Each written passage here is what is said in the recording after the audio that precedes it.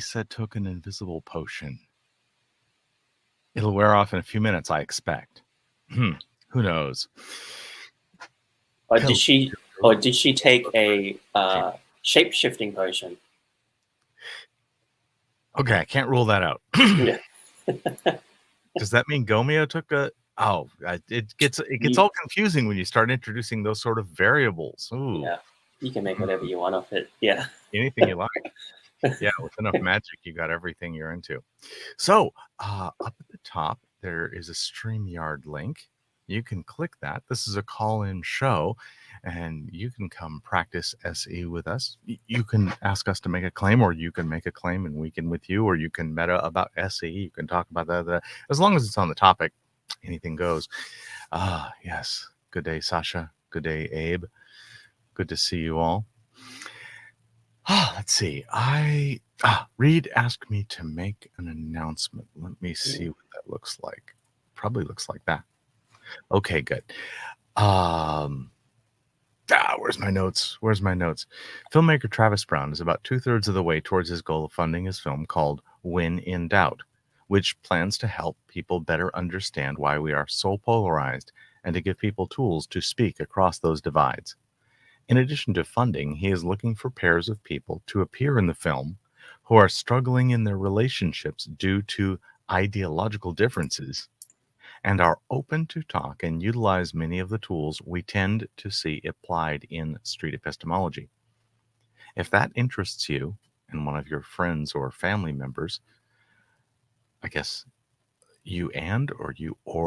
something like that, feel free to contact him at thesignalproductions@protonmail.com. I'm going to copy that into copy and flip over here and paste. Nice. Where's my notes? Also, Street Epistemology International will match any donations up to $500 in total to the GoFundMe page for the film from now until September 30th. You can see some footage and teasers for the film here. Okay, let me also grab that link. Copy and paste. Daryl Davis is this guy. Oh, he rocks. He's one of my heroes. He's awesome. He makes friends with KKK people. Talk about reaching across the aisle. You need an extension. You need an extension on your reachy thing, whatever that is, to get from a successful black jazz musician to people walking around in white robes with funny pointed hats.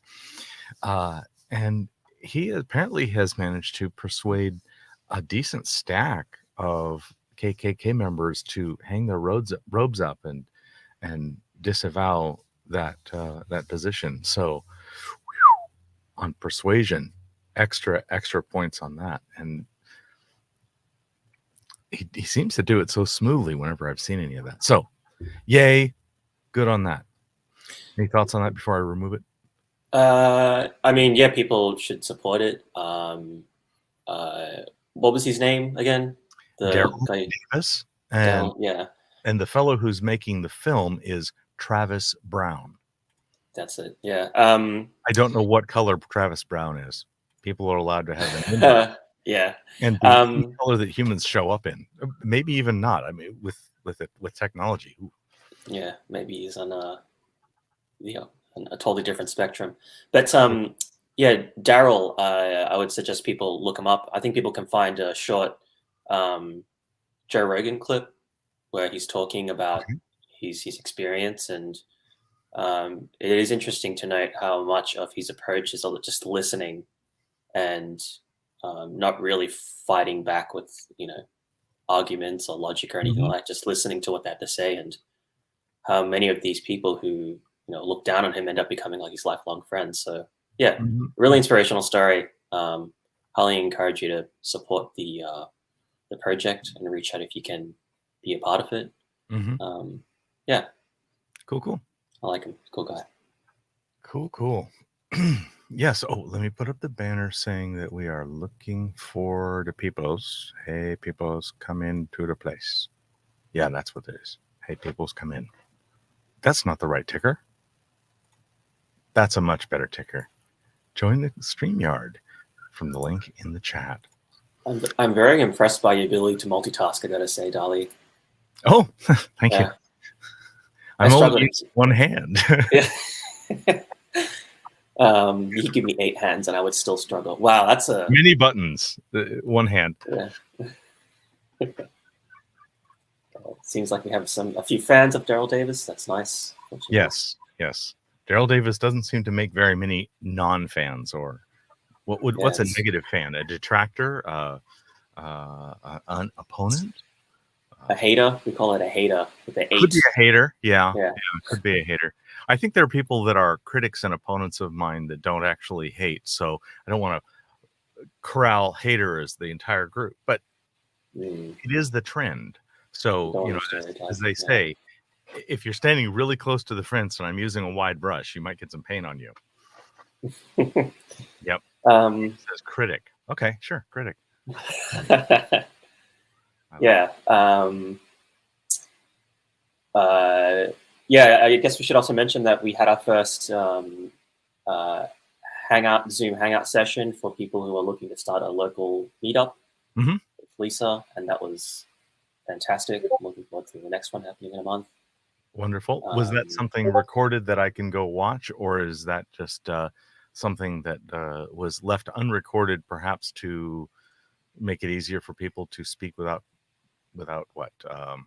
The latter, yes. So with those events, we take confidentiality really seriously, and there are a lot of obviously sensitive things that are probably discussed that people might not want out there. So it is recorded internally for SE, Street Epistemology International's purposes. So I might be able to wangle if I get permissions from Okay, I could. If you do a bit of. I probably should just ask Lisa. Schmoozing and yeah. Yeah, she's probably the one that would be there. Yeah. Do you think you'll do more spectrum epistemology videos? Yes.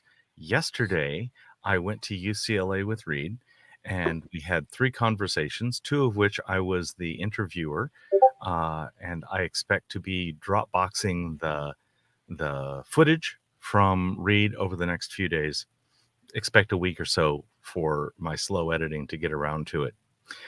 I'm probably investing in a 1 terabyte thumb drive, or maybe an external drive SSD, so that before I leave Reed's presence, I can download the cameras and things. We'll see if that's the right choice. That would accelerate my process by 2 or 3 days, because there's a lot of transferring. The last time the footage was 244 gigabytes, and we might upgrade one of the cameras to a 360 Max that has been a regular GoPro, and that would bring the daily for 4 hours of recording up to half a terabyte. So aren't we glad that it's that computers are fast and cheap now? Yeah. How much space do you think you use up recording however many hours of footage you take on the day? When we're using the GoPro 360 camera, hello, Lisa, your invisibility portion wore off. Good to know. It's all good. It's all good. Okay, it's shot on GoPros, and the GoPros that are just shooting regular 1080p, I mean, it's so much smaller than the other one. I'm not really paying that much attention. It's less than 10 times the size.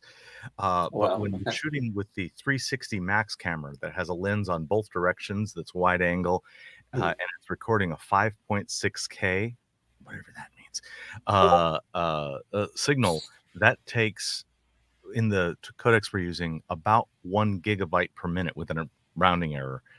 So 4 hours is 240 gigabytes in round numbers. And if we swap out, we found that when we're doing Spectrum, there's a person who's controlling the talking stick and who's actually doing the interview directly, mostly talking to the people on the Spectrum line. And then there's another person who has a clipboard or I mean, it's magnetic whiteboard stuff, but they're writing down the reasons as they're given. And that person also has a camera sitting on top of the clipboard, and so on. And so Yeah. they're both a cameraman and a note taker. There's a slight downside in that as soon as they're paying attention to the notes, the Yeah. framing goes to crap, and suddenly it's over, and it's over, and then it's cut all of that. So if we've got a 360 camera on there, then the only thing they need to do is make sure they're standing with the camera anywhere between like a little above to a little below eye level, just the height of the camera, which is easier if you're holding a clipboard in front of you. That's natural.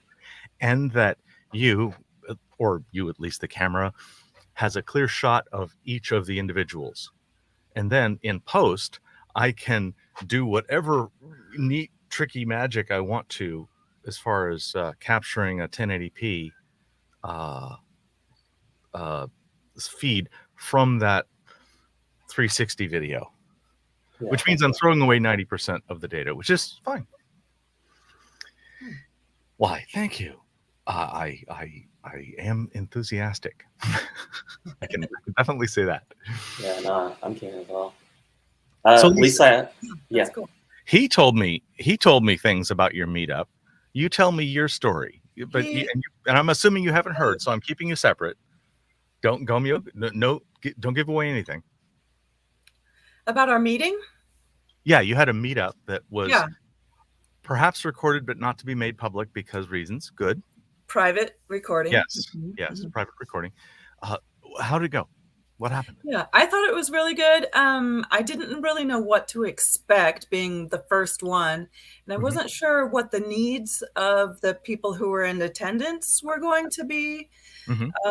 I wanted to talk about starting new meetups primarily because the very few that I know about that are in place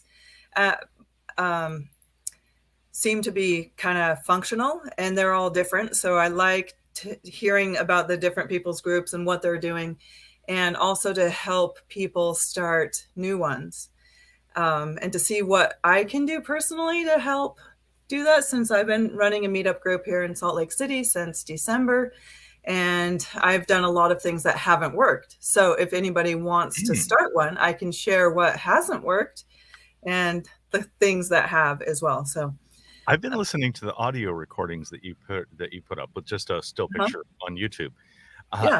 And it hasn't worked. Okay, so you're editing a lot, right? I'm not editing anything, but yeah. No, I'm saying you're choosing which ones to put up. Maybe you're just not showing the ones that haven't worked, and that makes sense. Oh, I mean, as far as meeting plans, because the name of our meeting is a study and practice. Street Epistemology study and practice meeting. So we have a study time, which I usually plan myself. And sometimes the things I have planned for study time haven't worked. Or like when I first started, I was assuming people would show up who already know what street epistemology is. And we could just let's just dive in to practice conversations. Let's go out and talk to people in public. And that hasn't been the case at all. There's been a lot of new people, or people who have just heard about it or heard a little bit and they kind of know what it is, but they want to watch maybe, or just observe and see what is this about. And most of the people that show up at my meetings hear about it from meetup.com. Okay. So, and meetup.com will suggest activities you might be interested in, or also in your area. So a lot of people have to Google it. I've never heard of what street epistemology is, or I like philosophy, so that sounds cool. Sure. I've heard of epistemology, but it's a lot of there is the study part turns into a lot of what is street epistemology anyway? What are we doing here? What is the purpose? And sometimes it takes them a while to figure it out, and some people are just like, this isn't for me at all. This is not sit around talking about philosophy. So it's a wide variety. That has nothing to do with the meetings, but I mean, our meeting Sunday last week, but I forget, I'm just rambling at this point. What was the question? Well, it's sort of along the line of what kind of things can go wrong. Oh yeah. In these kind of meetings where you might lose control of the conversation, or it might head off in a tangent that's of no point to most of the group, or yeah, like that does happen as well. So that needs to be, there's several things that need to be considered if one does want to start an in-person group in their area. It's probably different for online groups because there are several already. But yep. What's the comment? Sasha is looking forward to start a one-day-a-week peer support group to meet and do epistemology, and type of group for people that don't like AA due to the God belief. Yeah, friends of Bill W, they definitely have a higher power fixation in their stuff, and many atheists go, I don't think so, guys. Yeah, Sasha wasn't able to come on Sunday. I remember seeing him on our list, so we'll have to. I'm happy to help anybody who wants to get started if they have any questions or whatever. And we're going to do another meeting in October, so we'll do it once a month, so new people can always join. Potatoes, your higher power. I heavily empathize with that when you choose. Potato is my higher power. Okay, good. Yeah. Sasha missed, yes. So, it's... Sasha, should I assume then that you are in the Utah space and that you would like to do your thing in Utah? Sasha? Is that right? Anyway, Sasha. I don't think he is. Or no, that was for a Zoom meeting. So for the Zoom meeting. I should assume that he's on Earth. Somewhere zone with internet connection. With an internet that narrows it down not very much. Okay. Sasha is in Vancouver. Canada. Yeah. Okay. Yeah. So if any of you all are in Vancouver or have friends that are that might be interested in a meetup support group centered around epistemology or street epistemology, whichever I think what that means, hit up Sasha. If you don't know how to hit up Sasha, hit up any of us and we will pass things on for you. We will make it happen. And I thought, Salt Lake City isn't a huge city. I don't know what the population is, but I didn't know anybody else when I started. I didn't know anybody else who was interested in. I don't know what the population is, but I didn't know anybody. That sounded like me. Sorry. Yes, I switched over so that I could put in my email and and sound naughty. Go ahead.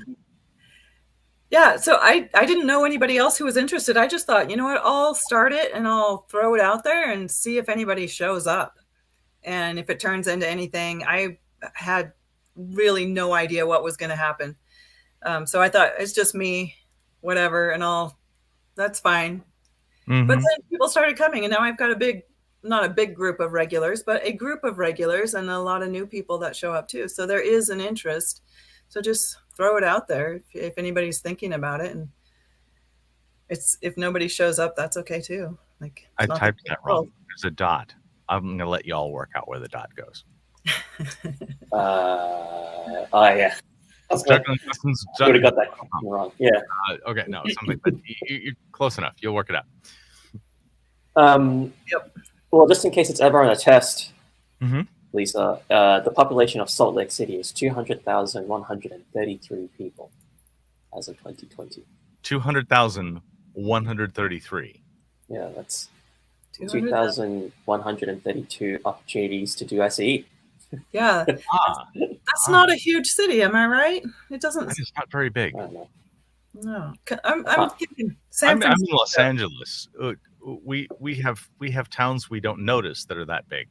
Yeah, you drive through. Yeah. My big experience is San Francisco. That many people on an exercise walk.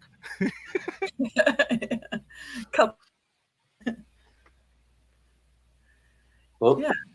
Oh, she's still there. Quick, somebody do density math for Los Angeles. Who knows? No, whatever. Don't worry about it. I instantly have a headache all of a sudden. Lisa, what do you think was the takeaway for you from that first meeting? What things did you learn? from the people there? Or... I learned that, I don't know, like, if it's just me, I have social skills. I mean, social lack of skills. I was going to say, not to brag about it. Yeah. Yeah, I feel like really socially awkward a lot of the time in my life. So like sometimes I'll be like, I think that was amazing. It went really well. And then I'll like 5 seconds later, that was horrible. I'm so embarrassed. I can't believe I said all of that.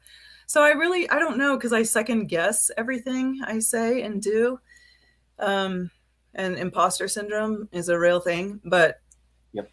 I think, and I also kind of don't care if anybody agrees with me or not, but I think we need more street epistemology meetup groups, or in-person ones, especially because it is a different thing when you're talking to somebody face to face in person.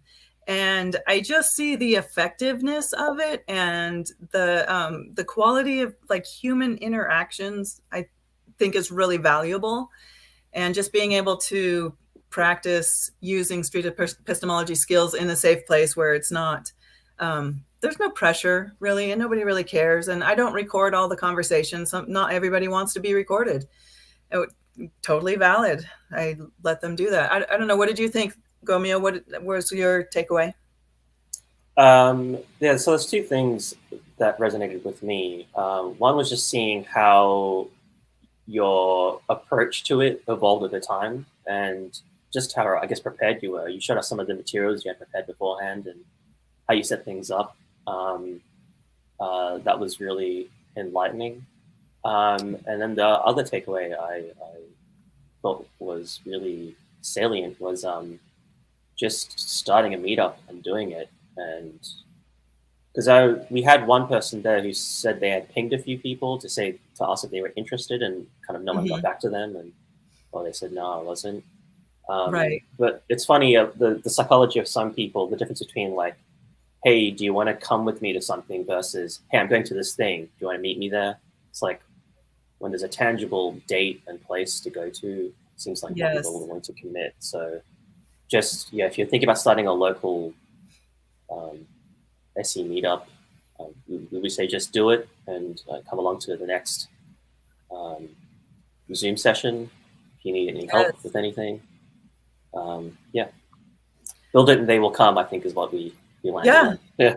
Plan it and they will come, or they won't, and that's okay too. Yeah. Like, I assume, like, sometimes I'm going to go to a meeting and nobody's going to show up. I assume that's going to happen at this point. So I always come with a backup plan. I plan on we do meet at a library.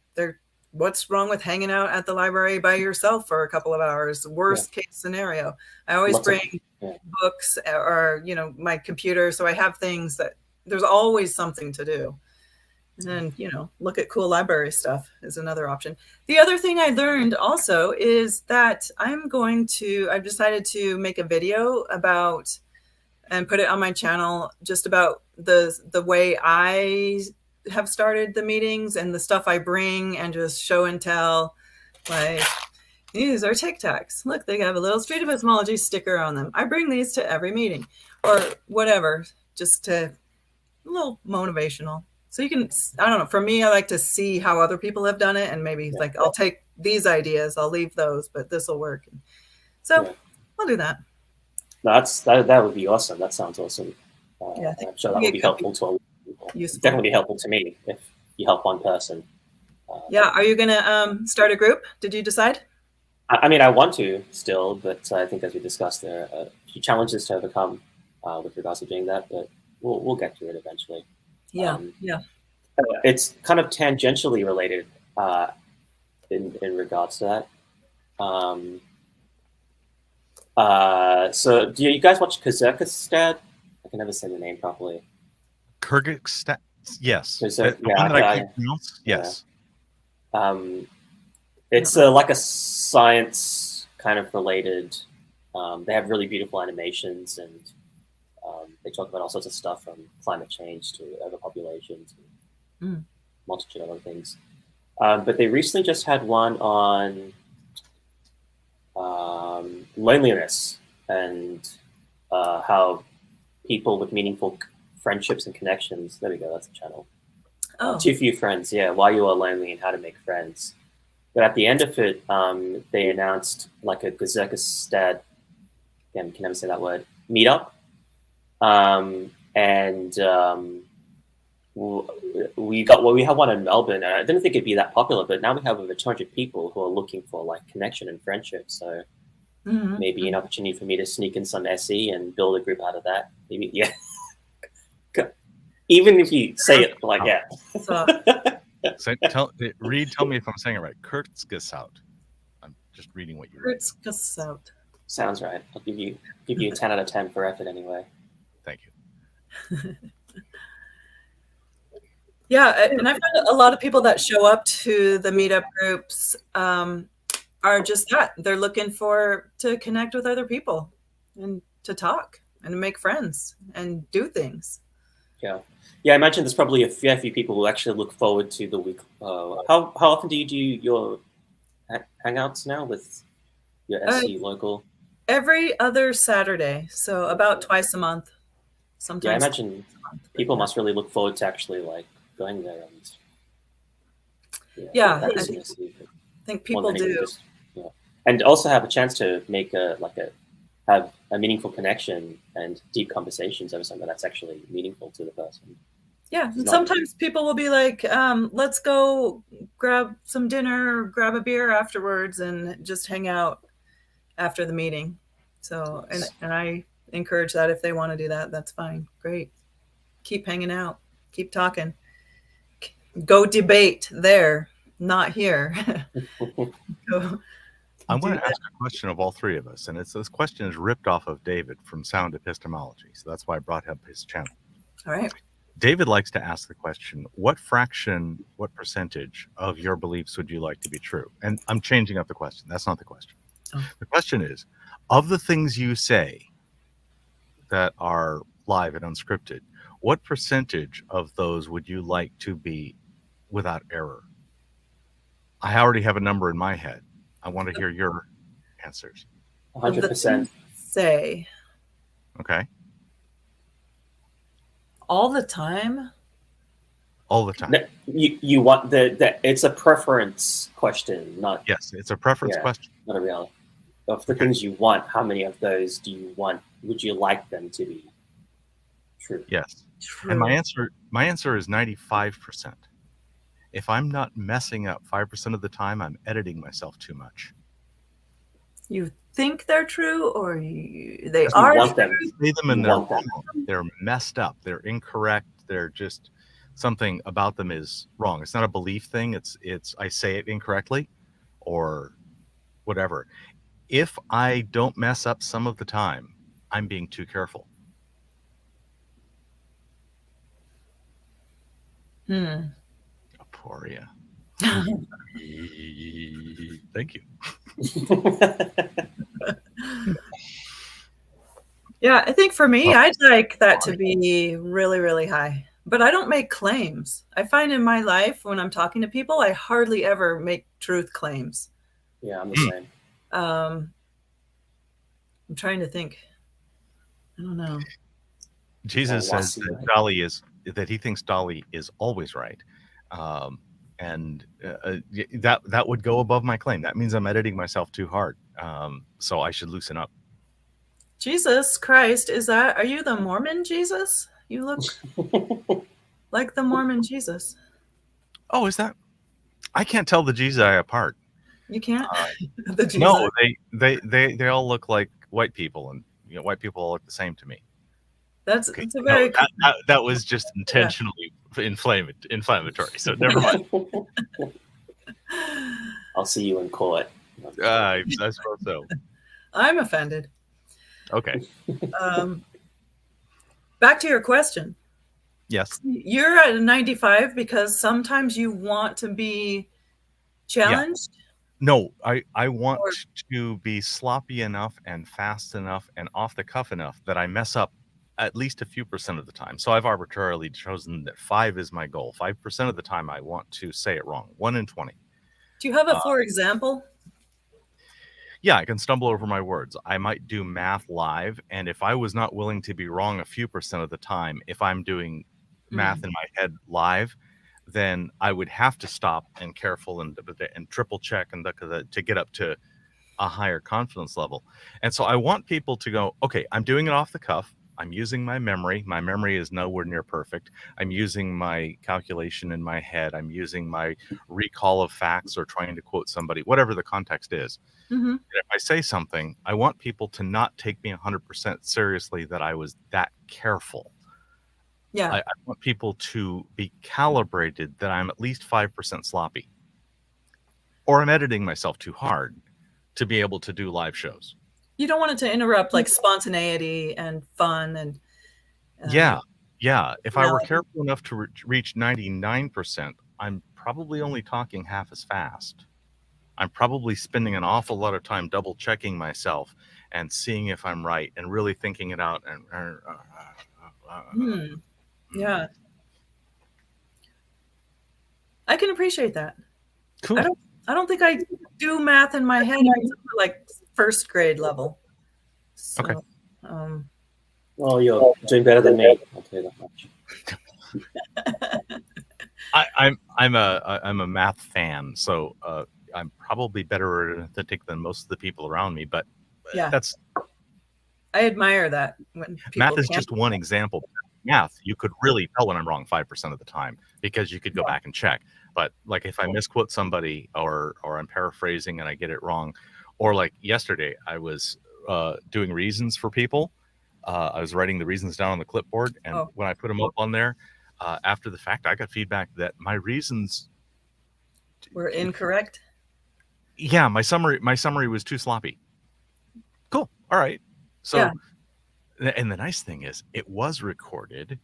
And so during the editing process, I'll be able to go back there and look and see I'll be able to see the reasons I summarized and hear the conversation and see the conversation directly and see where I went wrong. And I'm happy that I went wrong because now I have a learning opportunity to learn to do better at it.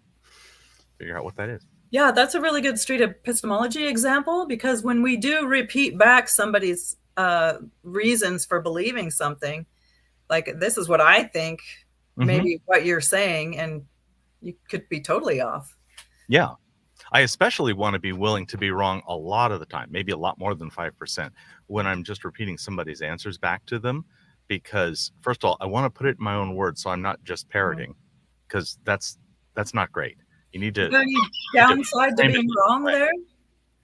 There's a downside because you could lose rapport, especially if you get wrong and wrong and wrong and wrong, and they're just going to think you're daft and you're not listening and all those things. But certainly being wrong once, people are pretty happy about that, especially if you're demonstrating that you are listening to them. I think nobody gets bored of being listened to. And give them the opportunity to clear it up rather than just letting you stay with your wrong idea about them, about their belief. Yeah. Yes, indeed. Yes, indeed. So call in, people. Somebody call in. We would love to harass you and poke at you directly and not just in the comments. I was just going to ask, I know I was a little bit late. Is this a call-in show? Are we? This is a call-in show. Let me post the invite just again. It is pinned if I did that right. But just to refresh that there's a link to call in with voice and face. Or again, if you're just giving us comments, we can totally converse with you in text. Yeah. It'll be easier for me because I won't be typing. I'll just be talking. I do have a question. I was doing a kind of semi-SE session with a friend who is Muslim. And he said something to me that I don't really have a good explanation or answer for. And I was curious to know how you guys would approach the question. So we're talking about like what counts as evidence and what counts as faith. And he asked me I asked him what his definition of faith is. And then he asked me for mine. And I used Anthony Magnabosco's definition, which is untestable trust. To which he said, don't be a hypocrite. You rely on faith as well. And I was like, what? And he said, you have faith that tomorrow you're going to wake up and continue your life as you expect. Like you don't plan out your week as if you may pass away in your sleep at any point. And I was like, yeah, he's kind of right. Like I don't really think about death or plan for it even. So yeah, I was just curious to know how you would, how you guys would answer that question. How do you know tomorrow will even come? He's saying that's you're using faith in that scenario, making plans for the future. Yeah, because you can't. I guess his point was you can't really test that until you wake up tomorrow, and by that point, you don't really know what will happen between now and then. I am very aware every night I go to sleep that my life expectancy tells me that I have a roughly 1 in 10,000 chance of dying on any given day. No. My mortality is mathematically right there in my face. And 1 in 10,000 probably used to would scare me, but these days 1 in 1,000 doesn't scare me that much. Mm-hmm. Maybe I'm just what's the word? Not morbid, fatalistic. Yeah, and for me, I'm totally okay if I don't wake up tomorrow. I'm not worried about that. It doesn't bother me. I never think about that, and I still make plans for the future. And I find a lot of people mix up the words faith, hope, and trust. And for me, I hope, like I have a vacation coming up in a couple of weeks. I hope I am able to go on it. I'm really excited about it, and I hope I get there. Do I have faith that I'm going to? I don't know. That doesn't feel accurate. That doesn't feel like the right use of the word faith to me. Yeah. I trust that the odds are that I will be here tomorrow much more likely than not. Yeah. Is that faith, or is that statistical inference, or maybe induction? Jesus Christ believes that evidence is formed under whether or not it is falsified through experimental means. I'm not parsing that sentence very well. Do either of you read that sentence better than I do? Evidence is formed under whether or not it's falsified through experimental means. You can't falsify waking up tomorrow. Okay, sure. Hello, Otangelo. Welcome. Hi, guys. Welcome. Your sound is a bit fuzzy, Otangelo. Yeah, you might need to go through the 1,000 audio source drivers that you have and find the one that's better. Whatever you just did. Is it better now? Yeah, it's good. Yes. Your noise is less, and your total harmonic distortion is up around 15%. Yeah, let me check another configuration. Oh, that's much better. What did you just do? Whatever you did, do that. Yeah. Keep it there. Well, did it change now? Is it better now? Now Yes, it's excellent. It's excellent. What do you bring today to us, Otangelo? Well, we had a good conversation, I guess, Dali, so you know what I believe. So yes, what I confess is never changing for 37 years. It's always the same. So, okay. Yeah. What I confess changes within 37 days. 37 seconds sometimes for me. Maybe, yes. I just got hit with an argument yesterday that might change my mind about whether morality is objective. I'm having to think that over. Keep going. Yeah. What have you been thinking about, Otangelo? Well, I ask always this question. Is it, independently to what others say, always wrong to torture and kill babies for fun? Is it always wrong to kill, torture babies for fun? Baby humans? Yes, independently to whatever someone else might say. Is it always morally wrong? Right. Or is there an exception where you could say, okay, in that case, it's okay to do so? I have to write wild science fiction nonsense in order to make it okay, but I can imagine conditions under where it would be. And you'd probably think that my hypothetical was strained. No, I am talking here about real world, not science fiction, in our world?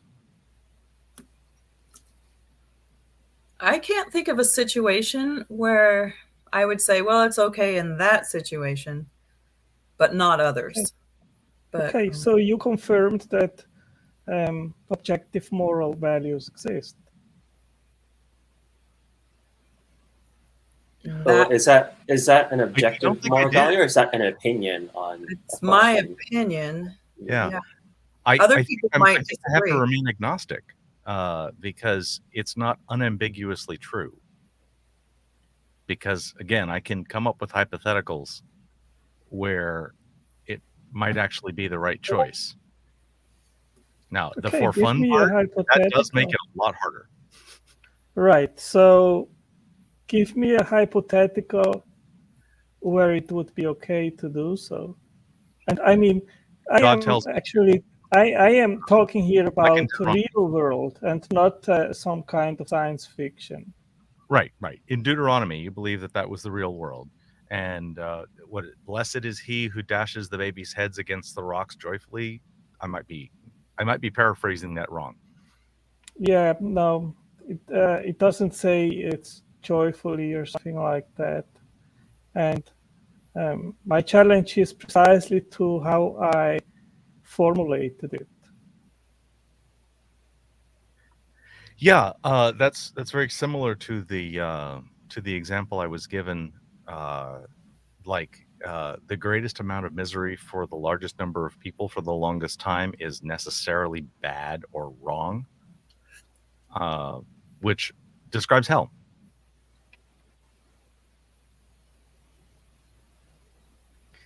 So hell is I think we can wrong by that standard. Yeah, but I mean, let's keep to what you guys just challenged, if objective moral values exist or not.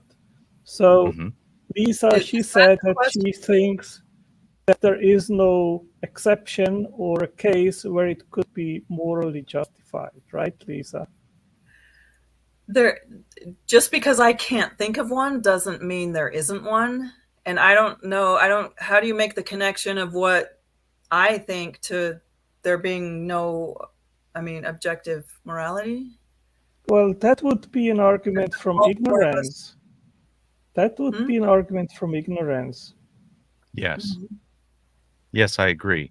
Which to me leaves the question ambiguous or underdetermined.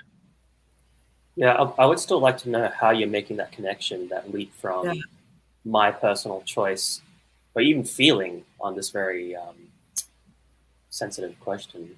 It's meant to trigger a high emotional response in me to it being an objective. Sorry. Well, the relevant is what your conclusion is, Lisa. And if you say, for me, at least upon my understanding, there is no exception of a case where it would be morally justified, then your conclusion or your position is that objective moral values actually exist, because in that case, there is no situation where it would be justified, right? There's the argument from ignorance. You're asking three people their opinion on whether something could exist to prove that it exists independent of anybody's opinion.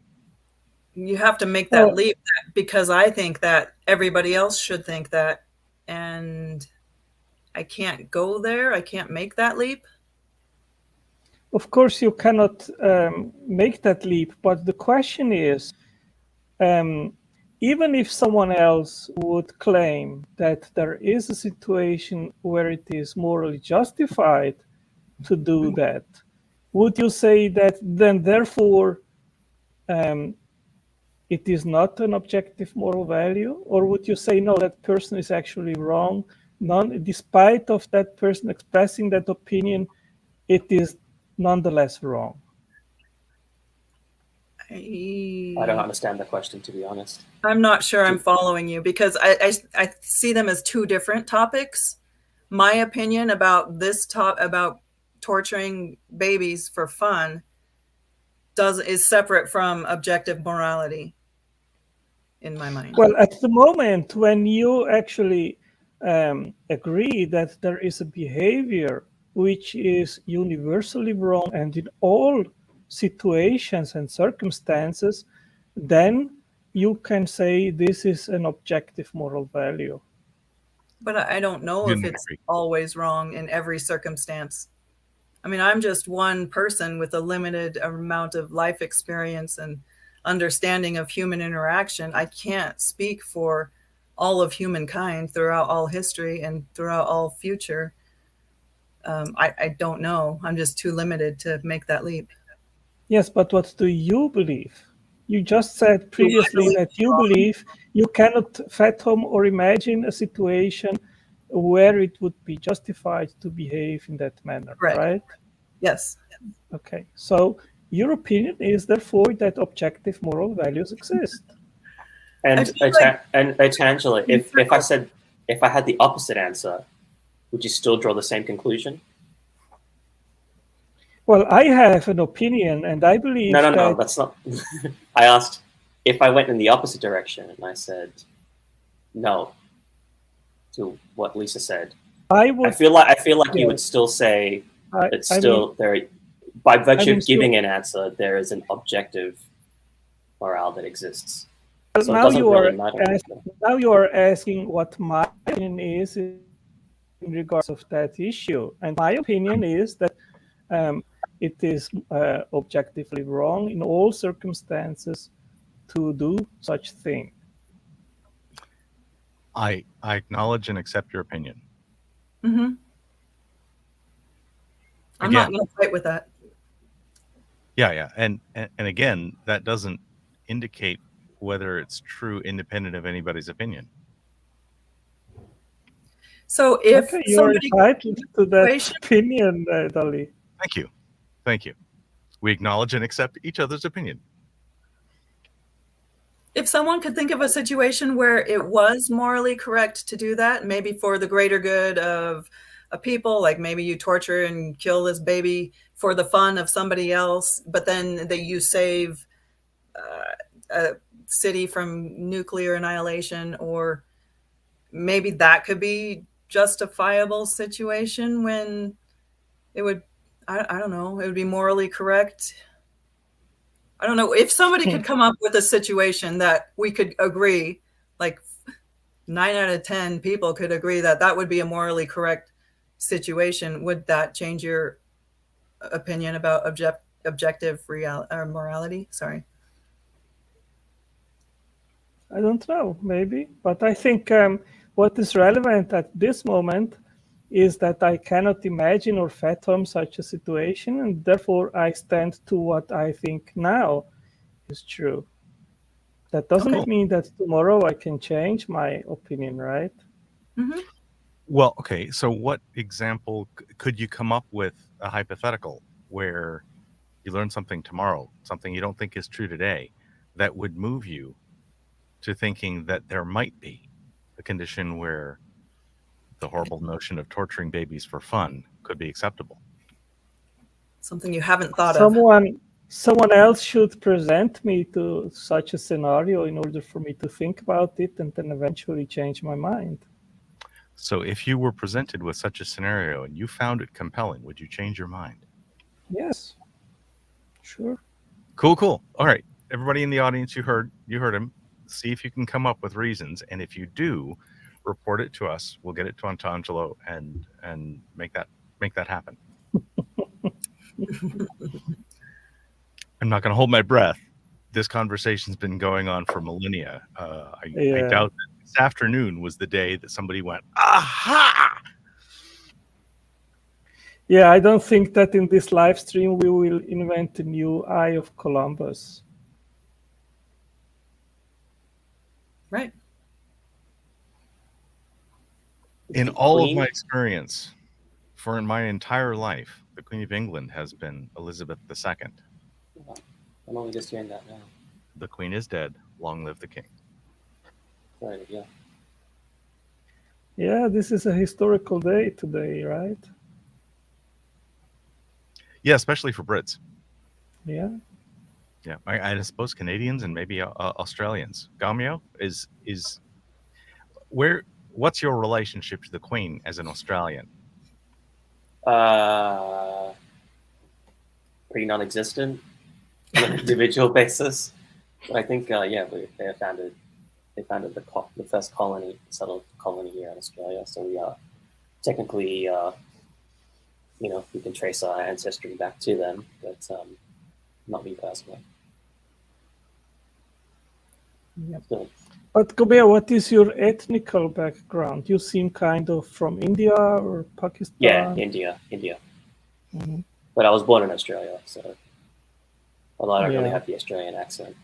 I think they have spread all around Asia. I've been in Singapore, and there is an entire neighborhood from Indians.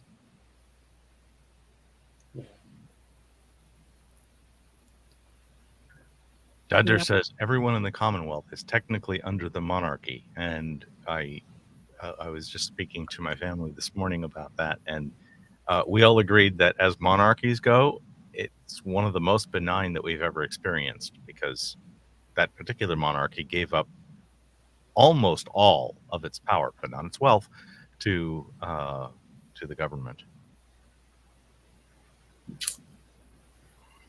Yes, she made it to 96, and that proves that the wishes worked. No, maybe it doesn't. Correlation is not causation. Sorry, no, I was wrong. Are you sure? No, I am definitely not sure. 95% sure. Is that falsifiable? And you know that her husband, he was regarded as God by a tribe in the Solomon Islands, and they worshipped the picture of I think it was King. I forgot his name. I'm not so much in the English monarchy. Yeah. They did visit that island, and they had some kind of dreams, and they had pictures. I think it was King Edward or something like that. And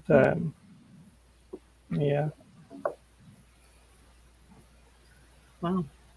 Cool. So, Otangelo, do you have any other claims that you would like us to talk about, or would you like to SE us on a claim?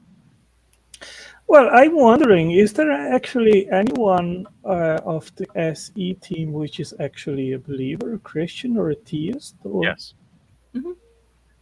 One of my favorite examples is Matthew Havertz, is a Mormon missionary. Okay. Well, also, he's not a missionary, but he was a missionary, and not currently a missionary. He's not currently a missionary, but he's still actively an evangelist. I hope he comes up to my group. I would love that. I think it'd be very cool. Yeah, Matthew is very cool, people. I like him muchly.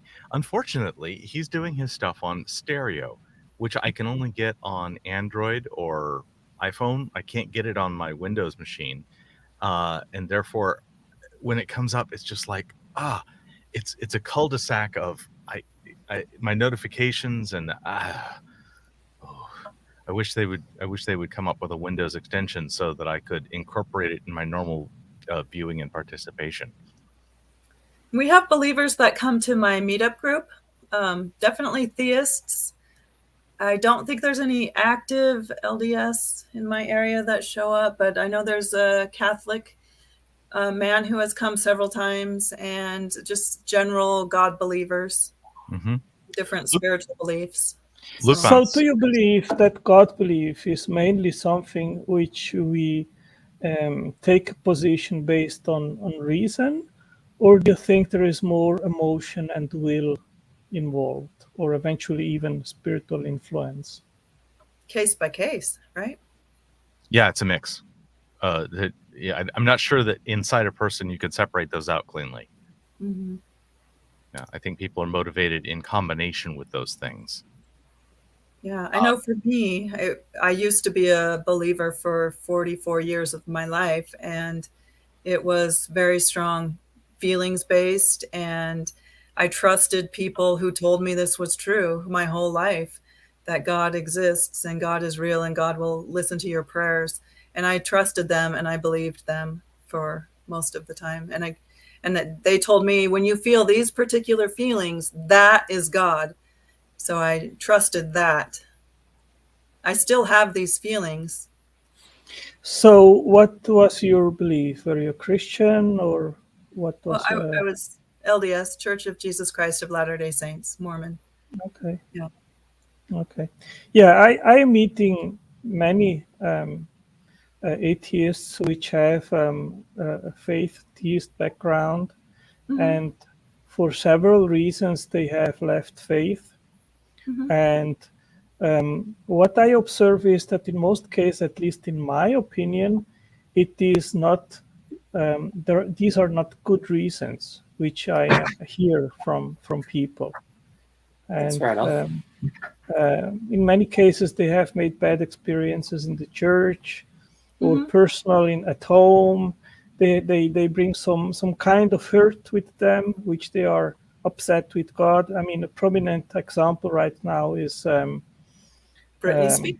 yeah, Is that what exactly, you're Britney gonna say? Spears. Yeah, What's happening with Brittany? I haven't been keeping up. She said, I'm an atheist because my family was mean to me or something, the way my family Yeah. treated me.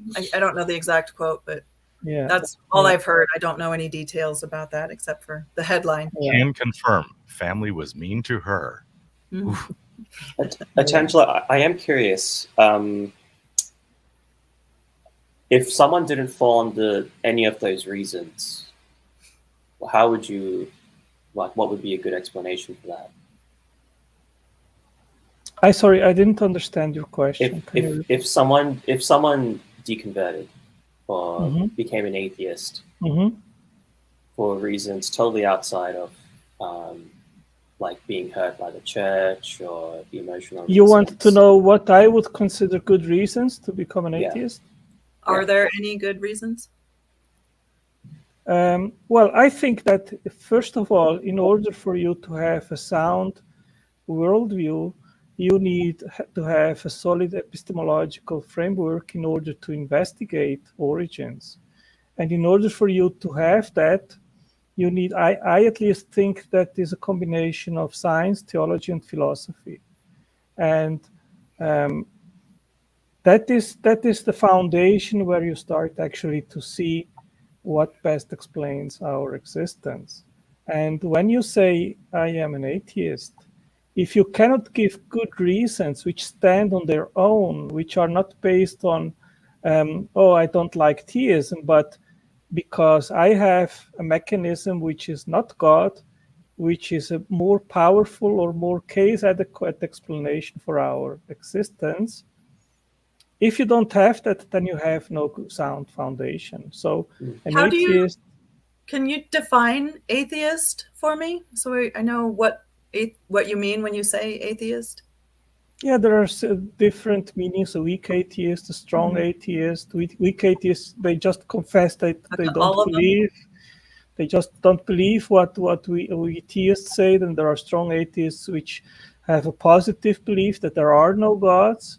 And there are agnostics, there are skeptics, there are these other versions. But I say this, I am not interested to engage weak atheists because I'm not interested to understand or to know your psychological mindset. So if you are an atheist and you want to engage and have a conversation and a dialogue, and you think that the no God hypothesis or the worldview where there is no God is more plausible or more rational, then I expect that you provide good reasons that substantiate that. And that is the basis for a conversation where I provide my evidence, you provide yours. That's precisely what I said to Dali when we had our debate.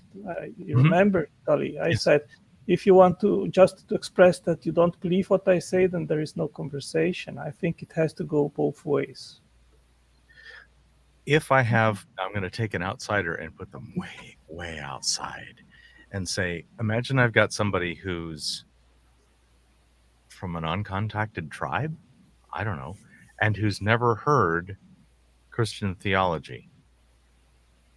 And they have a different worldview of how things came to be that is not theological by your standards, or perhaps mine.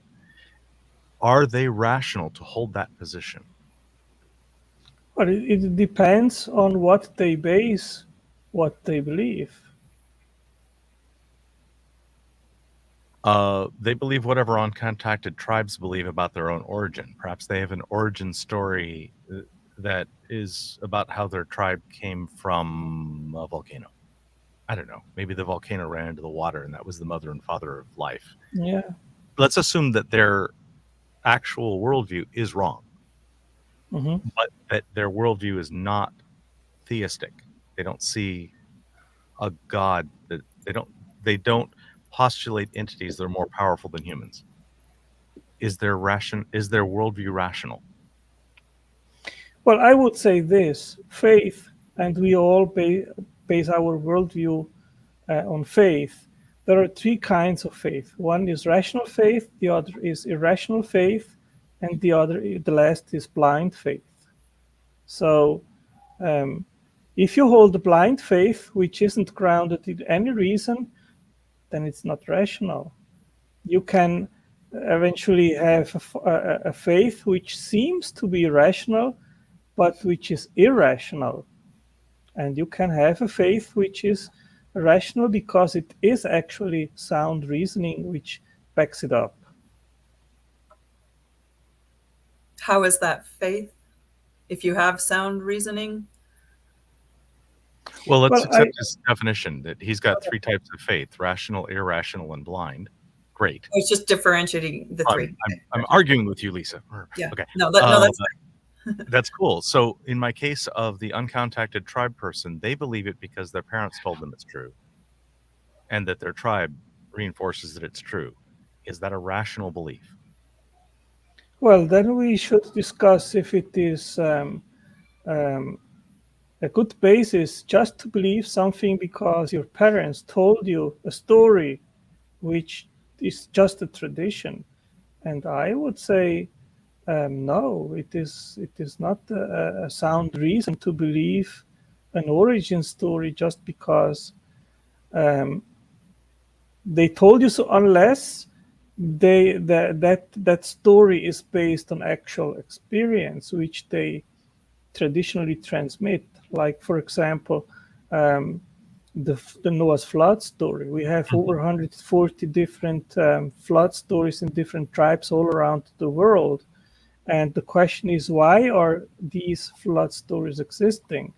Well, obviously, there has to be some real world experience behind that, why they are telling these stories. Now, if someone says there was some kind of crazy deity which came out of a volcano, or, I mean, we have in the Pacific, there are many tribes which have really crazy stories which they base on dreams and things like that, then I think that wouldn't be something which would be rational.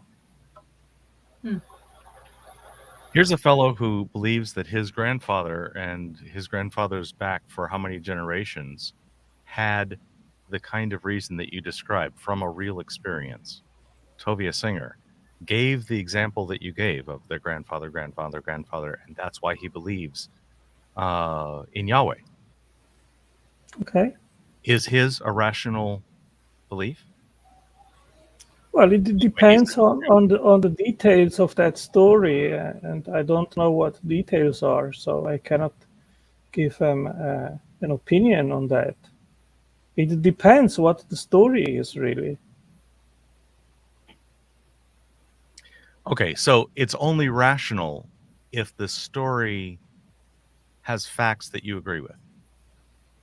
No, not necessarily that I agree with, but let's see what facts that they are telling about, and then eventually we can think if these facts, I mean, maybe they have even archaeological backup. Maybe they are telling a story of a city from the past which doesn't exist anymore.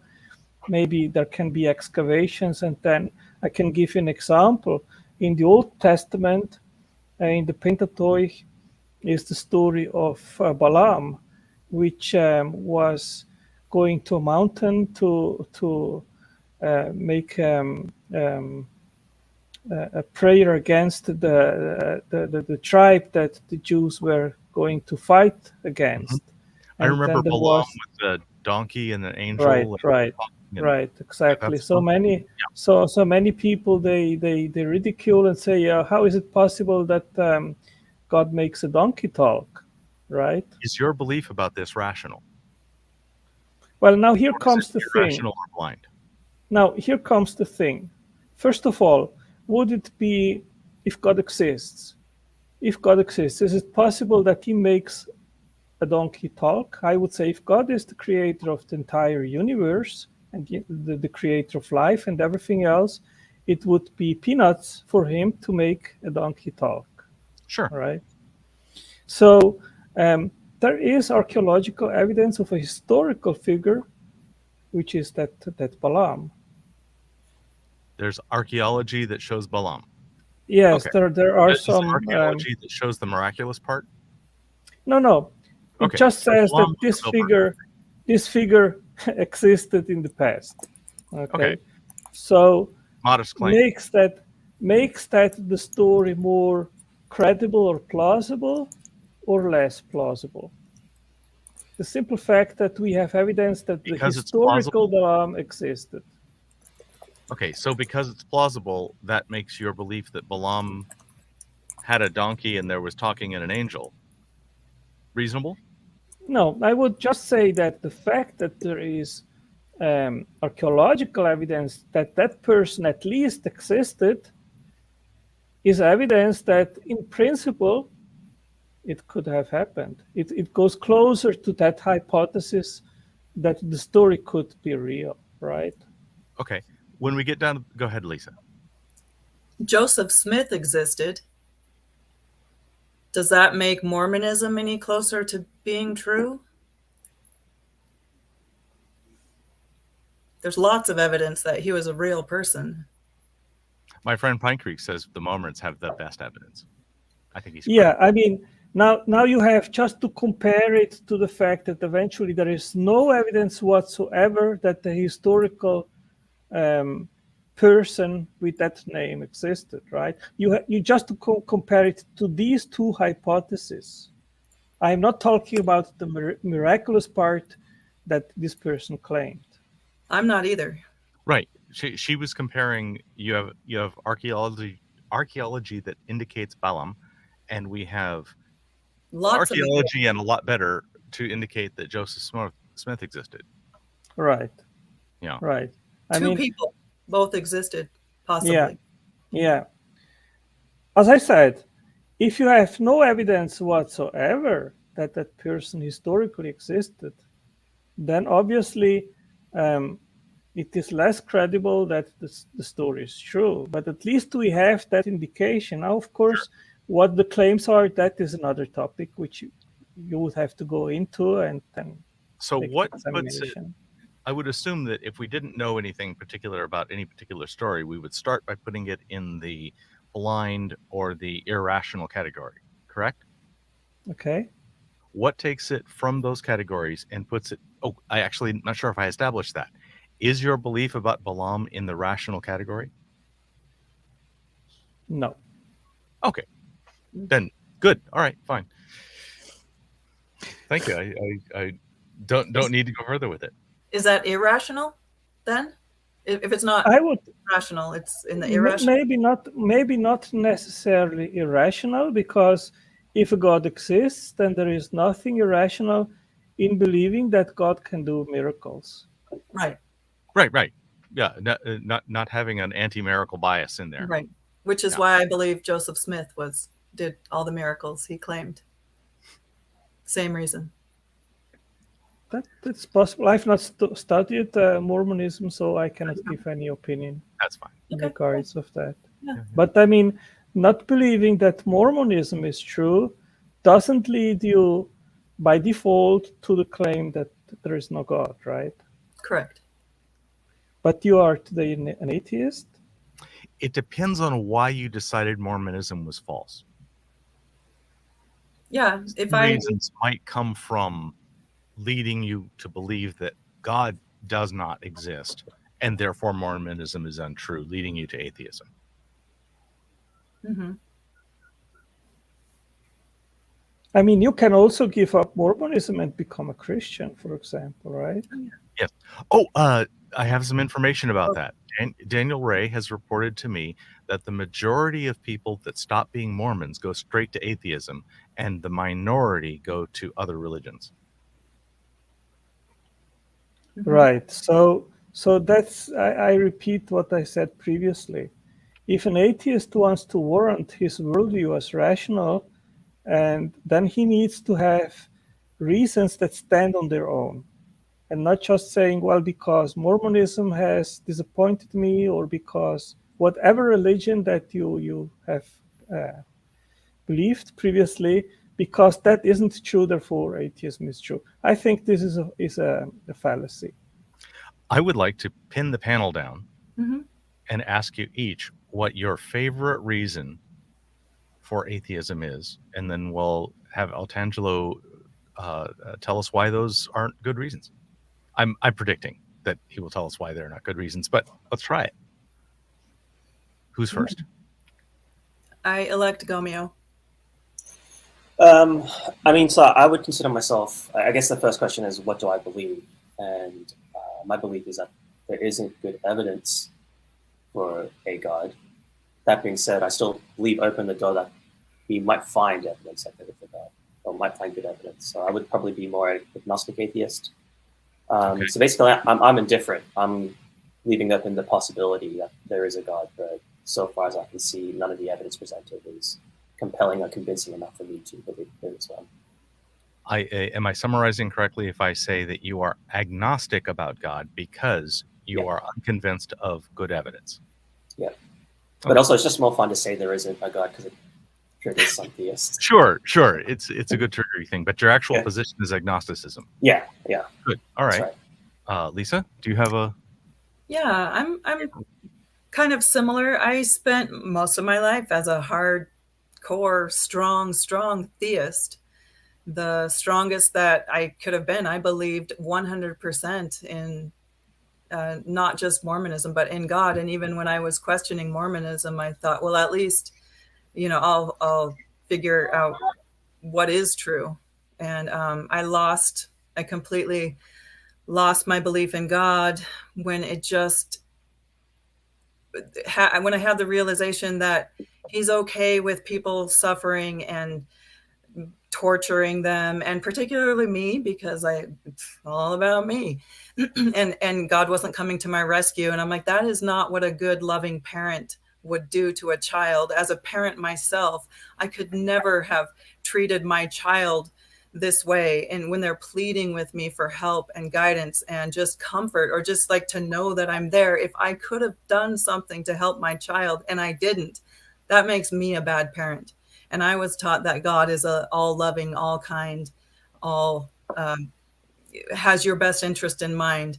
And I wouldn't torture my child for their betterment, to make them a better person. And I couldn't. So for a long time, I was just like, I don't know if there's a God. It doesn't make sense that this God, the one of my understanding, that doesn't fit in alignment with a loving parental figure. So I finally asked myself the question, what if there is no God? And that was terrifying to me, to like even consider that. But then I just decided, you know what, I can't wait around any longer. I waited for years for like some confirmation from God that he was real, just anything. And I was like really oh, look, there's a butterfly. Oh, God's real. And it wasn't working anymore. And I couldn't pretend that it was working. And then I just decided to live my life as if there is no God. And I was able to take charge of my life and fix the problems that I was having and get out of the bad situations that were causing. And it was because I took those matters into my own hand and stopped, let go and let God, and trust in God's plan. God has a plan for you, just to endure to the end. And I couldn't do that anymore. So I don't know where I'm at right now. If there is a God, it's certainly not the God that I was raised to believe in. So I'm an agnostic atheist. I'm gonna brutally over summarize and say, problem of evil showing that you shouldn't believe in you don't have evidence for a benevolent God that is a good parent. And a side order of the strategies given to you stop working. Okay. And I tried so hard. I'm going to give mine as short as I can and say, in deep Bible study, I found internal contradictions in Deuteronomy 4:2 and surrounding that were sufficient to break my trust in scriptural authority, which was the last tall pole in the tent holding up my faith. So it wasn't the best reason, it was the last reason. Otangelo. Yeah. Take those in any order, if you will. Tell me why those are inappropriate or irrational reasons. Yeah, when I converted, I was 18, and I would say that my faith wasn't solidly based as it is today after that time period. And I've talked to many atheists, listened to their arguments, and when new arguments came up, I had just to investigate and scrutinize if these arguments made any sense or not. And this is what brought me into science and digging deeper and deeper into science. And I think two legs in order to substantiate a worldview is direct revelation through a holy book. It can be the Bible or whatever other religion. And the second is natural theology. When you look around you into the natural world and then ask yourself, how did all that come to be? And you have basically two competing possibilities. One is that there is a God, an intelligent, eternal, powerful creator at the bottom of reality, or not. So once you remove God from the picture, how do you explain our existence without a creator? So if God wasn't there, then you have two possibilities. Either the universe just popped up out of nothing, which is not possible because nothing is the absence of anything.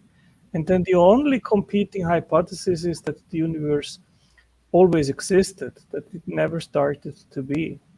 And without going deeper into the reasons why I believe this is not possible, if at the end of your investigation you come to the conclusion that the universe must have had a beginning, then it must have had a cause. If it had a cause, then the question is, what was the cause? It cannot have been something else physical because we try to explain the physical. So it has to be something else which created the physical. And that was one of the reasons that substantiated my belief that there has to be a creator which created the physical world. And then there are basically, I use the evidential approach of a cumulative argument to God's existence. Then there is the laws of physics, which require a lawgiver. There is fine-tuning, which requires a fine-tuner. There is the origin of life. Life is chemistry and information. You need information. Where does that information come from? It is prescribed. It instructs how to make all the parts of the living. Then there are all parts itself. They also need to be selected. There is an infinite number of different molecules. They have to be selected. I want to interrupt. Yes, I understand your reasons for believing. I'd like you to address the other three reasons and tell me why they are inappropriate. And if you want to hear the full list of this, I have a nice long talk with Otangelo on my channel. That's Juggling Lessons. And if you tell the whole thing here, they won't want to go back to our thing on my channel. And so I want to selfishly say, go there and check out Otangelo with me, and you'll hear the long form of that. So whose would you like to address first? Mine, Lisa's, or Gomia? Can I interject real quick? This is a street epistemology call-in show. This isn't a debate show. And right. I don't want to debate with you about why I believe, because I don't want it to be about me and my beliefs. Because this is about street epistemology and questioning other people. But I don't know, maybe you're questioning us in a street epistemology style. I don't know. I'm really pushing it with the outsider test here by grabbing 3 outsider tests and asking him to answer those 3. And they're 3 real people that are right in front of him, which is against the rules. Okay. and our names, none of us start with T, and so Mark Solomon doesn't believe we're an outsider. Okay, that's an inside joke. Otangelo, which of our things would you like to address? I know I'm only giving you 3 choices. I'm sorry, I don't understand your question. I would like you to address my reason, or Lisa's reason, or Gomyo's reason. Yeah, let me address Gomyo's reason. Okay. As I said, I think in order for you to warrant a worldview without God, you need reasons or a mechanism which tops the God hypothesis as a mechanism which has a better explanatory power or causal power to explain all these things which I started to mention. And basically, it is the competing hypothesis between an intelligent source and a non-intelligent source. I am saying that an intelligent source is the best explanation. You say intelligence is not required. So rather than saying I have not sufficient belief or evidence to believe in an intelligent creator, give me reasons why a non-intelligent cause, a no-God cause, explains our existence better. Otangelo, do you remember what the reasons I gave were? Are those actually my reasons that you just said? Yeah, you said that you are unconvinced that God exists, that you're agnostic in regards of his existence because you're not convinced, basically, right? Okay. And you want me to give you reasons for God not existing, even though I'm, I guess I would say, neutral on that question?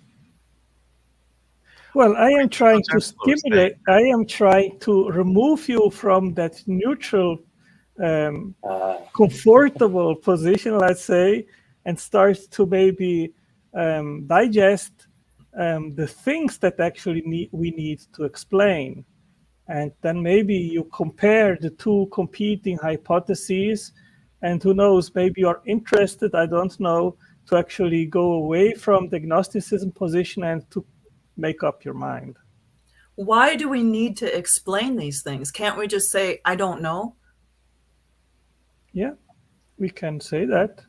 I mean, if you are satisfied with that position, that's up to you, of course. But when I converted, Lisa, one of the first questions which I asked myself is I want to have answers in regards of the fundamental issues of existence. That was when I was a teenager. Where did we come from?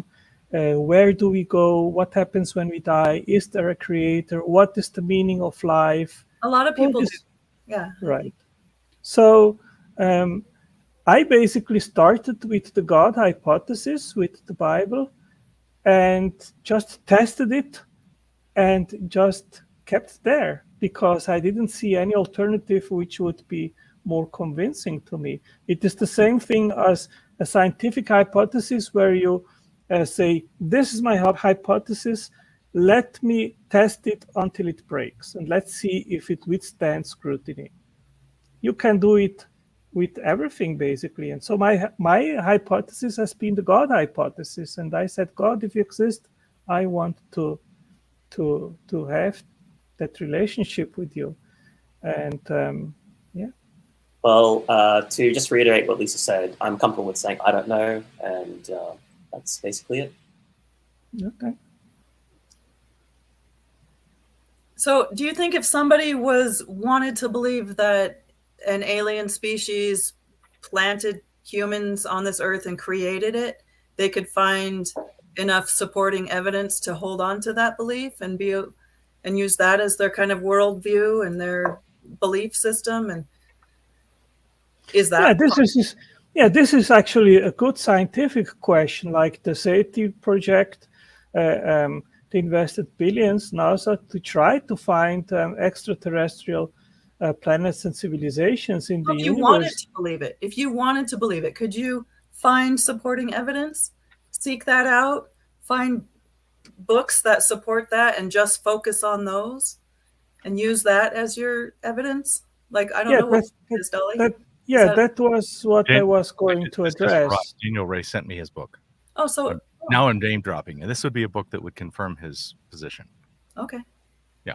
Yeah, so it depends. If you want just to believe blindly in that hypothesis, of course, you can believe also in farting pixies, in Santa Claus, and whatever you want. That you can do that. But if you want to find supportive evidence for a proposition that maybe there are aliens there out there, then of course you are going to do a scientific investigation. And I mean, I have my view on that, but I think it is not plausible. But of course, if you say, well, it was an alien civilization which created us, then you have the subsequent question, well, what created them? Because they are still inside of our universe, right? Does that not apply to God? Well, no, because God created the universe. While an alien civilization is still inside of the universe, unless you want to say that it is an alien civilization outside of the universe which created the universe. I think that your answer to Gomio's question is, but you have a better answer, and that's the default of an intelligent creator. And that Gomio somehow has the burden of proof to say that he should assume an intelligent creator until he has evidence that disproves it. Is that correct?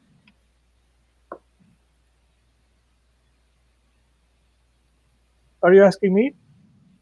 Yes, I'm asking, did I summarize your position correctly, that Gomio is incorrect for not taking on your default position that an intelligent creator is the most logical position, and that he should believe that until he has evidence to prove that wrong?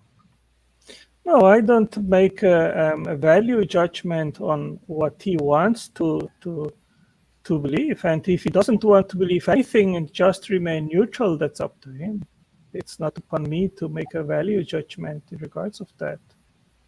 Okay. Thank you, Otangelo. It's been wonderful. Okay. And thank you. Come again. I want to make sure there's enough room for at least one more caller in the show. Actually, you're welcome to hang back, and if you're willing to try to do SE, you can panel with us. Oh, cool. Yeah, another time I'll be happy to join and interact again at your channel. Thank you. Thank you. Yes, so we are... Bye-bye. Bye-bye. Okay. We are looking for callers. Please call in, talk to us about the thing. I agree. We definitely jumped out of SE a little bit. It's sort of like we reversed the roles and asked him to be the interviewer, and then answered his questions directly. And as the claimant, there are almost no rules. So we were playing with almost no rules. Maybe that's not great. I think that could be an exception to the rule this time around, because there's plenty of videos of Otangelo talking to us, and plenty of SE sessions are done with him. So. Cool. Oh, hello, Nadeem. Show me some video. Thank you. Hello, Nadeem. How are you? I don't. Hello, Nadeem. What do you bring? Hey, how are you? How are you guys? Hi. We are great. Hi. I'm based out of Hong Kong. Where? Nice. Hong Kong, I heard. Hong Kong. Yes. Okay. What time is it there? 8 a.m. Oh, cool. Is that about similar to your time zone, Gomio? Yes, it's 2 hours behind. Okay, 2 hours, not too bad. What do you bring, Nadeem? Do you have a claim? Would you like to have us? Would you like to interview us? Would you like to talk about street epistemology? Yeah, I was.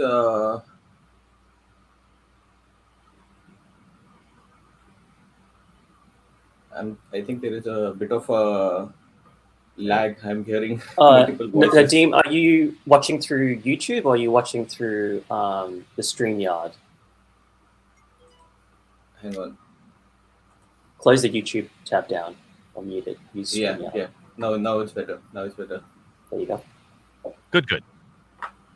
Yeah, I was a little curious about street epistemology. I saw some videos on YouTube by this person, Anthony Magnabosca, and I found the technique to be kind of a bit of a eye opener, especially in these times when conversations tend to be quite polarizing. So somehow I went down the rabbit hole of street epistemology, and today when I woke up, I saw that there was a live call-in show. So just wanted to drop in and say hi. That's Well, cool. Nice to meet you. Do you have any questions or anything you want to say about your experience of going down that rabbit hole?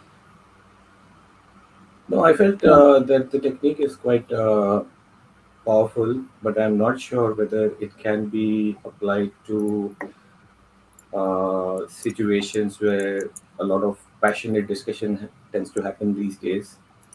And was wondering if you guys have had any experiences where you had like someone who has had like a lot of strong ingrained views about certain claims.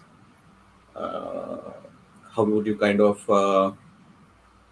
try to initiate a conversation wherein things are more civil?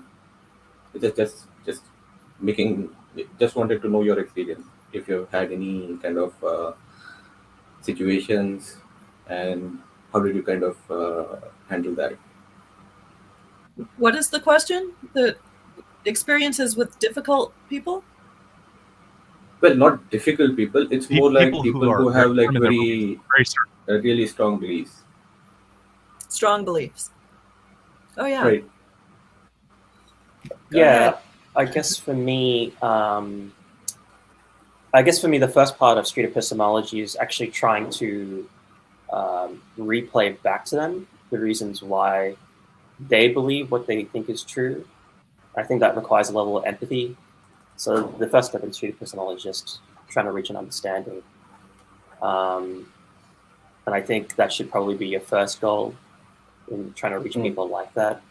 If I can articulate better than even them what the reasons are for believing this particular belief, then I might have a better opportunity to try and cause them to reflect on the reasons they're using and whether that's a good method they're using to work out if those reasons are true. So yeah, I would say just keep in mind what your goals are. If your goal is to kind of deconvert them or stop them from believing the things, then you're probably more likely to get into a more argumentative mode. Whereas if you're kind of coming from an empathetic point of view and you're just trying to understand what the reasons are, you might have more luck. Yeah. Okay. For me, I was a strong believer for a long time. So I understand what it feels like deep down to really believe something. Like whether it's true or not is kind of beside the point. So I try to go into curious mode. Why? What's this person's reason? Because it might be different than the reason I had as a believer. So I just try to get curious, and like I really do actually care about people too. So I want to know what they're thinking about and what their brain is, where they're going and how they're feeling about it. And I would never push them to the point of discomfort. Like if you see the point or they want to back off or start debating or it gets tense. Like part of street epistemology for me is being able to maybe read their body language and understand how they're feeling, or just straight up ask, do you want to keep talking or are you done here? Or should we come back to it later? And just be the empathy, like you said, just try to be in tune with being empathetic to your conversation partner as much as possible. How about you, Dali? Okay. Somewhere between a third and a fifth of the people I talk to fall into this category of ideologically very certain, and sometimes I think of them as being stuck on transmit. They want to talk, they don't want to listen, and that's okay. As a teacher, I bring up the book How to Have Impossible Conversations, and in chapter 7 of that book, Peter Boghossian and James Lindsay make reference to I forget what they're called, but in any case, somebody who's ideologically certain. Right. Still good use in speaking to these people, even if there's a vanishing chance of having any impact on them, because it's an opportunity to learn their dialect, learn their reasons well enough to be able to steelman them back to other people. So it's preparation for the future. And for myself, my answer is I turn on the listening, and I'm probably err on the side of hearing people out too much. I tend to give people a lot of room to speak, and just keep going and let them come, and that's okay. Mm-hmm. That does tend to build rapport, which isn't necessarily going to influence them according to SE goals of critical thinking and that kind of thing. But it is educational for me in that I will learn their position, and if I can steelman it back to them, that might help me in future conversations with somebody who holds a similar position, but to less certainty or rigidity. Okay. A third, I say a third to a fifth, and the answer is if I'm out on a walking trail, it's a third. If I'm at a university, it's a fifth or less. There's definitely a selection bias depending on where you're grabbing your people. Nadeem, can I ask you a question? Yeah, sure. You've watched a few videos, right? How long have what brought you to street epistemology? Like how did it get introduced to you?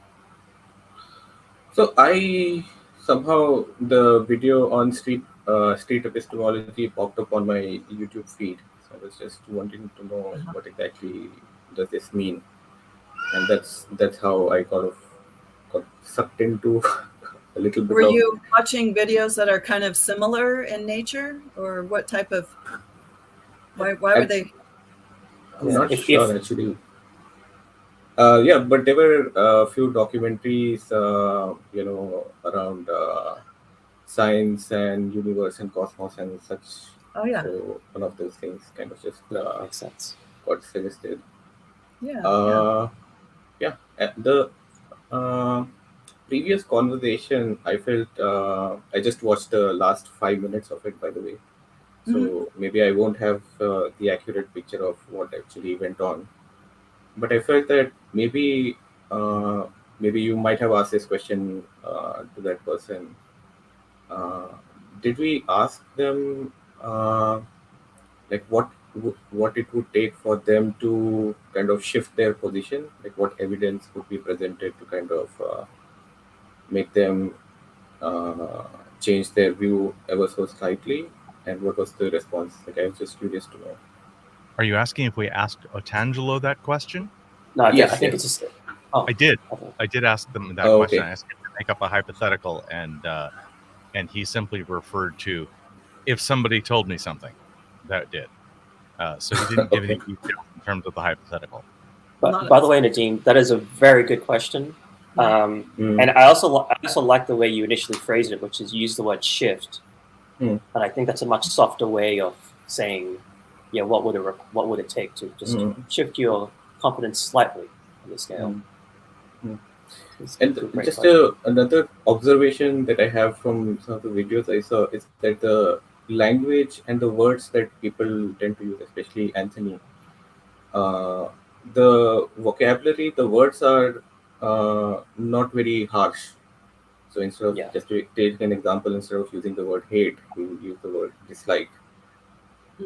So those kind of things. So I think that the choice of words and the language that you use in your interviews also sometimes kind of makes a difference to kind of not elevate the emotions within the conversation. So that's another observation that I have made. Yeah. That issue is very culturally nuanced. The careful words that I use in California are very different than the ones used on the East Coast. And what is a perfectly good thing in one place can be infuriating in another, and vice versa. So it's so locally nuanced to be able to do smooth, easy conversation that doesn't trigger people. Right. So the next question, Nadeem, are you going to try some street epistemology in your conversations?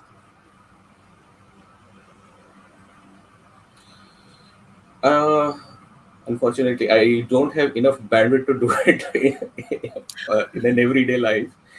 But yeah, definitely, I will try to adopt some of the techniques. But yeah, it's like very enlightening to kind of have a structure around what I try to or have been trying to uh, use in most of my conversations past few years, especially the way things have been going, the kind of environments that we are seeing these days. Like things, I don't know why people are becoming very opinionated these days. Could be a function of social media exposure and just generally the way narratives getting built up around us these days. But I yeah, have a hypothesis as to why. yeah, please. Do you? I think that political powers that be and advertising companies have actually stumbled on some ways in which to convince people and to persuade people. Hmm. And they are twisted little ways that are mostly about throwing dirt on the other side, making you Hmm. disbelieve the other side's position or inoculate you against the other side's arguments more than convincing you toward their own. And I think those have been put into place over the last decade or so to much great effect. Right, right. Yeah, I Vilifying mean, opponent. Yeah, I mean, it's not a new that's what idea, happened. but it's really Yeah, ramped up in the last 15, 20 exactly, years. exactly. I mean, that certainly makes sense because people or companies or corporations or whoever have incentives to kind of reinforce and kind of ingrain a philosophy or a belief in some people. And obviously, if you kind of do that, you're building a following for an ideology or a product or whatever it may be. It could be a political party or it could be, iPhone versus Android, things like that. Uh, yeah, that certainly makes sense. But I wonder Android, if we continue obviously. down this path, where does this eventually lead us as a society? Certainly not something good may come out of it. But yeah, I think that's why I think it's important and it's really important that folks like you kind of try and explore and kind of socialize these kind of techniques, kind of tone down a bit uh, on the really sharp conversations that are happening around us.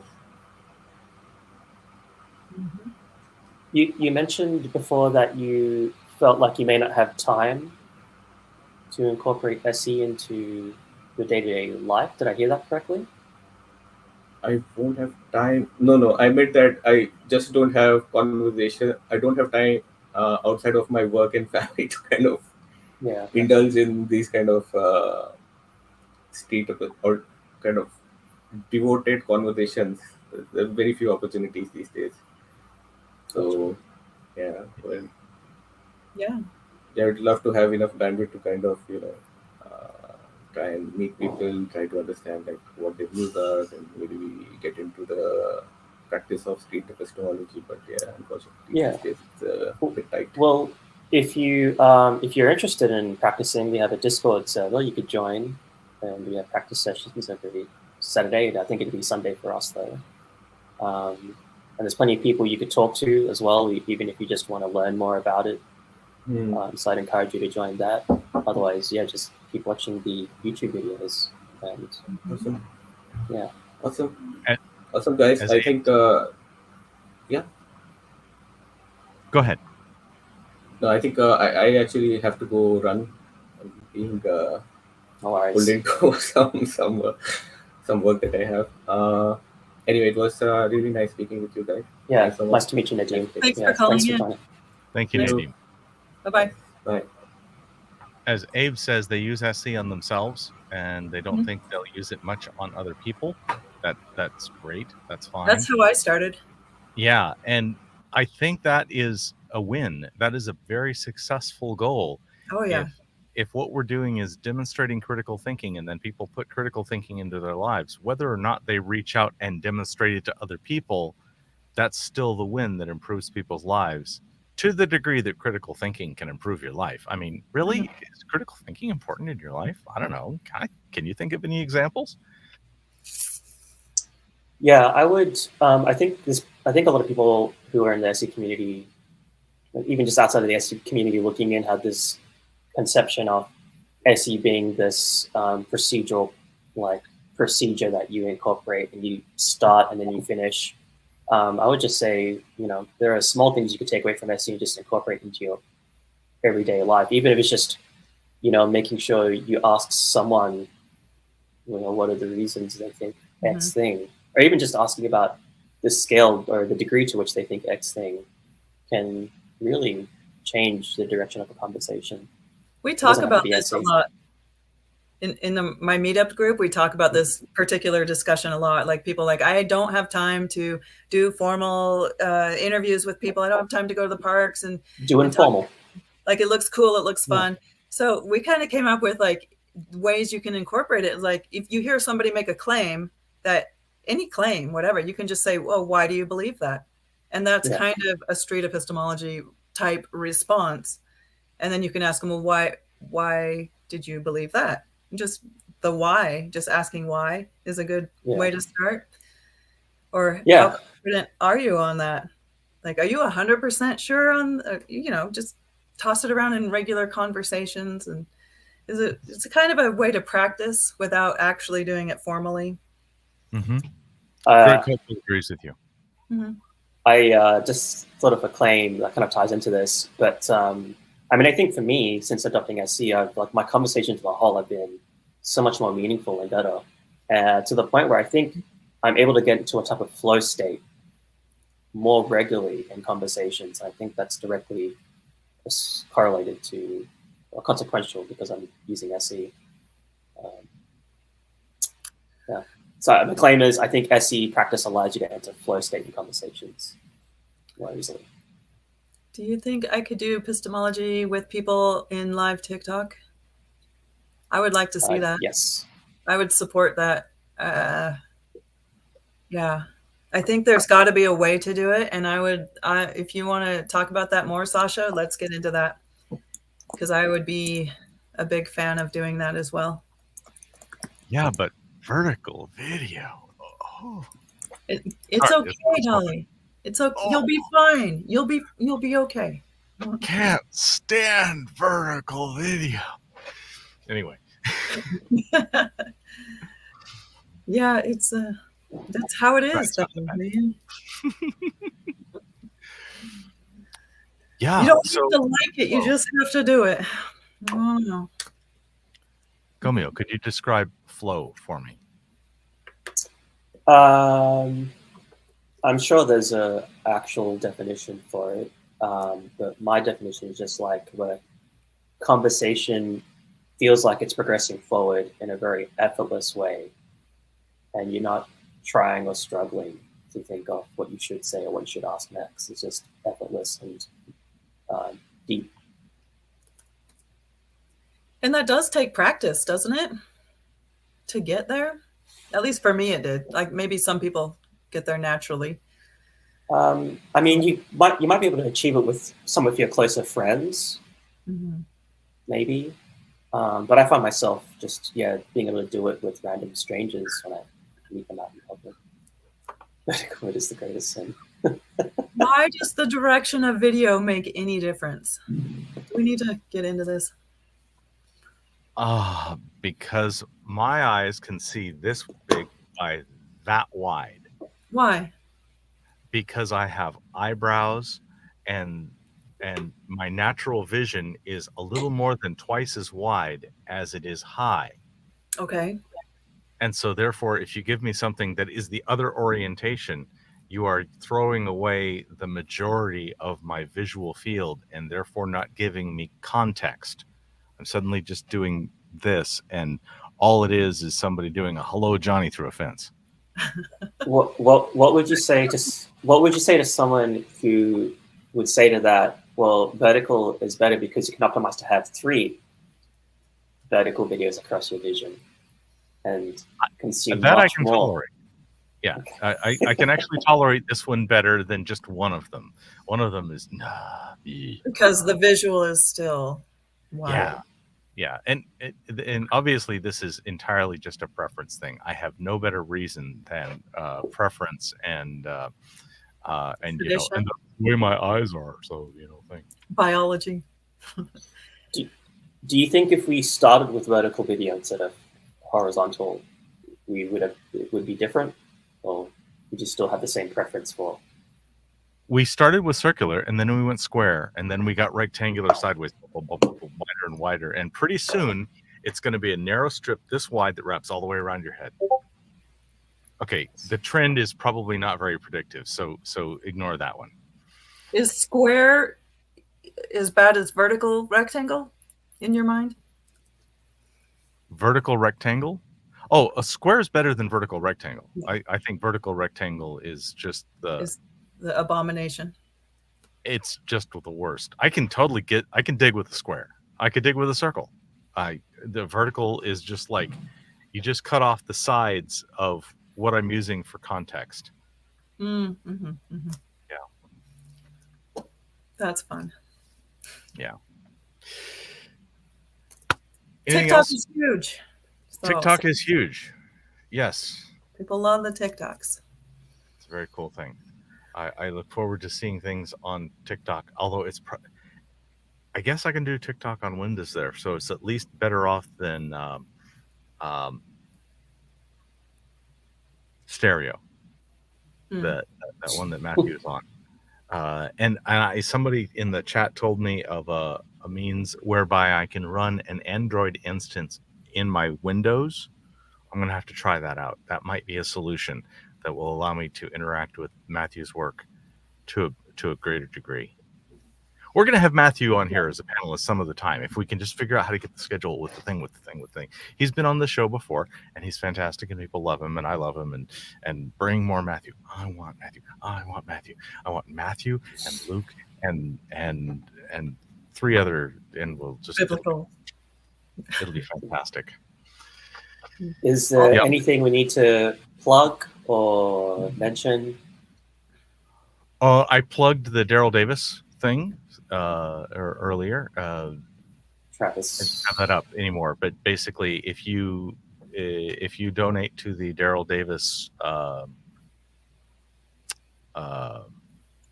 documentary fund, SEI will match that grant up to $500 until September 30th. So, yay! I love to see stuff about Daryl Davis. Getting too many D's in my life. I want to see a thing with Daryl Davis out there so that people can understand his methods and motivation better, that kind of thing. Thank you, Abe. It was great listening to you. It was very quiet. He's such a charming gentleman. Abe, you should come on next time we're doing this thing. Yeah, Abe, come on next time. That'll be good. It's hip to be square, and that got Abe thinking about the song. Okay, so video with StreamYard, there's this new function that if all the panelists wave, the broadcast ends. So are we good? Are we done? There's the last words, or should I start waving? I want to say one more thing. Anybody in Salt Lake City, Utah, come to our meetup group. And our next meeting is on the 17th of September. It's a Saturday. Come and join us. It's a lot of fun. And I want to try to maybe add some people in on Zoom so we can do like a hybrid Zoom and in-person group. If anybody wants to come and see what our meetings are like and check them out. So I'm going to try to arrange that for this next meeting on the 17th. I would like to join your meeting then. I think it would be fun. Okay, cool. Yeah. I'll see if I can set that up and make that happen. And I'll put it on Discord or wherever. I don't know where that needs to be talked about, but I think it would be fun to bring people in and just want to hang out and watch and see what we do. So September 17th. So this isn't an announcement because it's only barely a rumor, but I am hearing that there are plans for a meetup of a similar nature in the Los Angeles area. somewhere geographically between myself and Reed. I'm downtown. He's in Hollywood. And if you're not familiar with LA, don't worry about it. That's not your problem. But it'll be adjacent to between Hollywood and downtown. And we'll announce as we know specifics about the venue and that kind of thing. This session has a question for you, Lisa. Oh, I missed it. Are you on Lisa. Discord? Yep. Yes. I am Unruly Lucy on Discord. That's my username. I can tell you why later if you're interested. But my name is Lisa, but Unruly Lucy on Discord. Find me. Yeah. All right.